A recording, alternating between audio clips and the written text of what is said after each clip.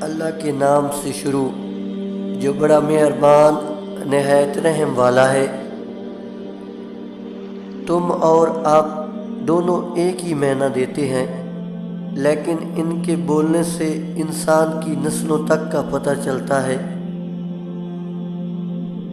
صورت کی دیوانی دنیا من کے اندر جا کے کون؟ اگر پینسل بن کر کسی کی خوشیاں نہیں لکھ سکتے تو کوشش کرو کہ ربڑ بن کر کسی کے غم مٹا دو۔ اپنے رب کے علاوہ کسی سے امید مت رکھو۔ انسان غیروں سے ملی عزت اور اپنوں سے ملی ذلت کبھی نہیں بھولتا۔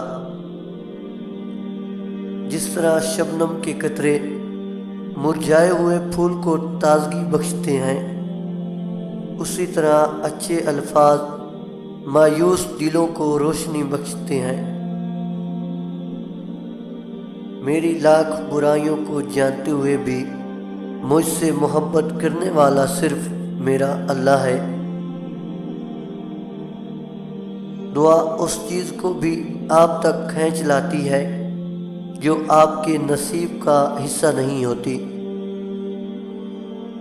کبھی اپنی زبان سے کسی کے عیب بیان نہ کرو، کیونکہ عیب تم میں بھی اور زبان لوگوں کی بھی ہے۔